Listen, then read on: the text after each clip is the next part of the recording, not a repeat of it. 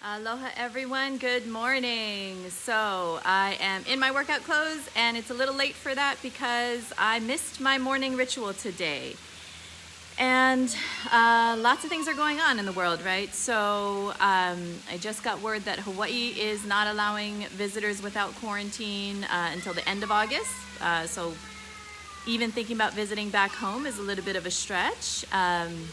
Arizona, where I am, is of course in the midst of some additional pause, as our governor likes to say, but the pause of shutting down some businesses for the next, now about 2 weeks to 30 days.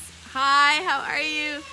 And then also, so you've got Hawaii shutting down. I heard Las Vegas shut down their restaurants and bars again. So it's a crazy time. And I missed my morning routine. So I was a little down on myself. But what do? You give yourself compassion. So what is compassion?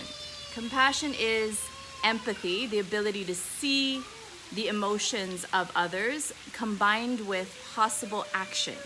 So when you're thinking about compassion for yourself, it's harder because first you have to separate yourself from the emotion and say, wow, Sharon, you missed your morning routine today. That's interesting. What do you want to do about it? And so being able to sense the emotion and identify it, but separate yourself from your own emotion is important to be able to give yourself self-compassion. After you separate yourself and support and say, wow, you missed it today. What do you want to do about it? Then when you think about the collective impact and bring humanity into it, you realize that, well, I'm not the only one that probably missed my morning routine today. There's probably a lot of people. There's probably a lot going on for a lot of people. And feeling that unity or humanity, that this is happening to a lot of people, helps, right? It helps to connect you with, this is not just me. I don't have to just be hard on myself. That compassion and empathy means that I can connect with the emotion of the global emotion that's going on. And then in that connection, how do you give yourself support and love? Well, that compassion is also in acknowledging that there's a higher purpose and power, right? So in all my stress of what's going on, how do I take a deep breath and take some of that weight off my shoulders and say, Spirit, universe, God, I give it to you. I don't have to hold this burden myself. And when I can stop and say, wow, that's really interesting. What do you want to do about it? Well, there's a lot of people that are feeling this overwhelm and stress.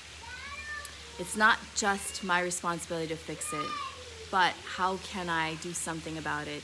And part of it is going live and sharing my vulnerability and saying, hey, who else is going through this?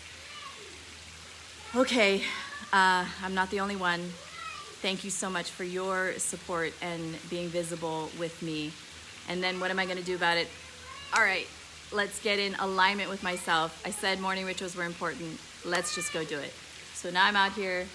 My son is playing in the pool. I'm watching him. I'm doing some jump rope and some squats, and we're in action together. So how to be compassionate to yourself, separate yourself, give yourself the support as a friend of, wow, what's going on there?